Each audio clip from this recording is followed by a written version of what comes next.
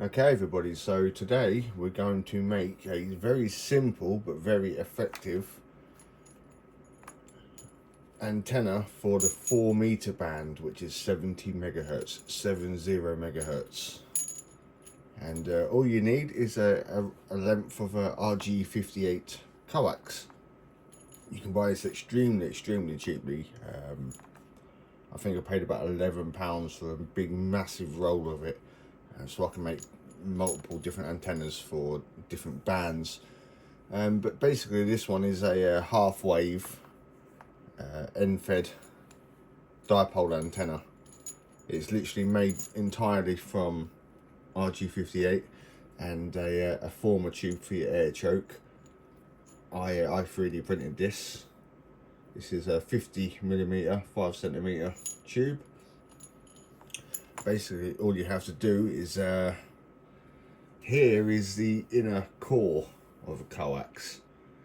You know, this is the inner core, and then you've got the sheathing on the outside. Basically you just measure where you need it cutting, and you strip away the braiding around the outside, exposing just the copper core. And I made it actually slightly too big on purpose so I can put that loop in it, so you can hang it off a tree, off a telescopic pole, or anything, anything non-conductive really. So yeah, there are some measurements and I should put them on the screen as well, but we'll say this is the inner, we'll say, because that's just the inner section basically, and then you've got the outer, which is the non-modified version part of it. Sorry, this is just pure coax, we haven't tampered with that or changed it. So this is the inner top section, and this goes to the top, and you want this section to be 99 centimeters long from the tip to where you cut it. 99 centimeters. Like I said, it's a little bit longer because I put that loop in there, but yeah, 99 centimeters for this top inner section. Cut it with a knife accurately, measure as accurately as you can. It doesn't have to be 100% perfect. If you're a millimeter or two out, it's not the end of the world, but this is quite broad across the band, so it is a little bit forgiving. So yeah, you want 99 centimeters from tip to where you make your first line in a coax sleeve and strip it away. And then you've got the bottom end. Let me untangle it quickly. It's all got tangled as it's sat here. So you want then from the line you made, which starts there. So I've put electrical tape over it just to protect it from the weather. From that line again to, you want to measure a mark on the antenna, and that has to be 91 centimeters. So measure from that starting line where you finished off, 91 centimeters. And then once you've found your 91 centimeters, put a little bit of masking tape or something on it so you can clearly see where it stops for the measurement, like I did there. And that's obviously then where your air choke will start. This is to basically filter out any common mode, stop anything going back into your radio basically. This is very important. It's just a 3D printed tube. It's just 50mm. I thought, well, I'll 3D print it because then I can get it accurate. And like I say, it'll start curving on this tube where the ending measurement is on the tube, basically on the coax. This is the top section for the antenna, look. And then what you want to do is, I've used some cable ties here because you need this to be as tight as possible to be effective basically. And then like I said, you've got your 50mm tube, and then what you want is to obviously get your line correct in there. Drill a hole there. I drilled one here a bit too big because I have used this for something else already, look. Hence why I scribbled out that and put 4 meters. So that's why that hole is there. but you want to figure out where your holder is going to be so it keeps the coil tight, basically. And you just wrap it around. It's got 8 full turns, because that's not a full turn, look, and neither is that, because it doesn't extend here. So you've got 8 full turns in here, 1 2 3 4 5 6 7 8, and then obviously your start point and your end point, you keep them the same in line with each other. And you know, once you've wrapped it around there tightly and cable tied it, I sellotaped this cable tie to the tube, so it holds that coil very, very nice and tight. And then once you've you know, finished your winds and you put the wire back through, this is your feeder section of it. This could be as long as you want. This could be 10 meters long if you like it to fit straight into the back of your transceiver, you know, into the back of your radio if you really, really wanted.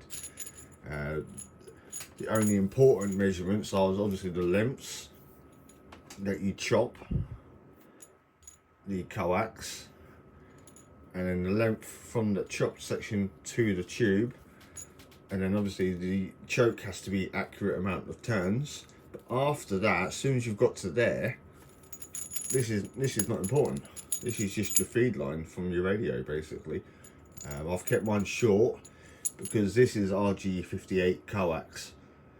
It's obviously cheap, it works, but obviously it's very lossy. So I keep this feeder section short so that I can add a joiner barrel onto it and then use my own high quality coax from here to my radio, basically, to minimize as much, you know, loss as I can. But that's essentially it. Yeah, eight full turns on a 50mm tube, and obviously not including these bits. And then this section here, like I said, is 91 centimeters, and then the top section is 99 centimeters. Like I said, it's a little bit long because you've got to wrap over that. And that's your half-wave end-fed dipole antenna. Put that on top of your telescopic pole.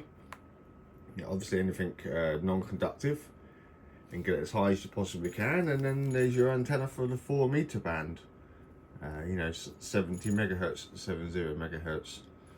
The friendly band, as it's called. But yeah, there's a very, very crude and very basic antenna that really does work. It's been proven many, many times, and yeah. So once you've, you know, when you do this top section where you trim away the sheath, obviously, like I said, this is 99 centimeters. It's a slightly bit too long. If your SWR is slightly out your SWR, you can extend this loop, basically. This ends here. You can basically add more, take it away, because that curve is not classed as part of the antenna. Anything that's folded back on itself is not classed as the antenna, so you can fold more out of it to make this shorter, and that'll affect your SWR as well. So yeah, this is kept long for a reason, because obviously what works best for me may not work best for you measurement wise.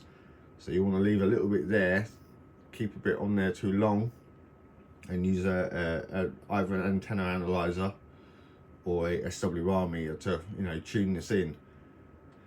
You know, you can always make this shorter by bending it over, but you can't make it bigger if you need to. So yeah, there's your basic, very basic but very helpful antenna. It's good for portability because it weighs basically nothing. You can, you know, wrap that up. It's basically wrapped itself up. Look. You can throw that in a backpack, and you can go out portable with that. And best of all, it costs very little to make. You're probably looking at, you know, if you've got a little bit of PVC pipe at 50mm, you'll probably pay about 50 pence, 60 pence for that if you was to get a tube that big. And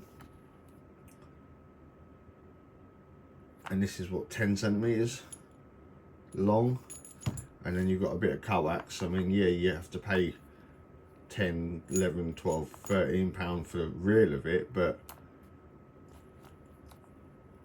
the cost of this antenna alone is a couple of quid. Basically, you're basically making a very effective half-wave antenna for a few quid or a few bucks, if you know, for the American friends.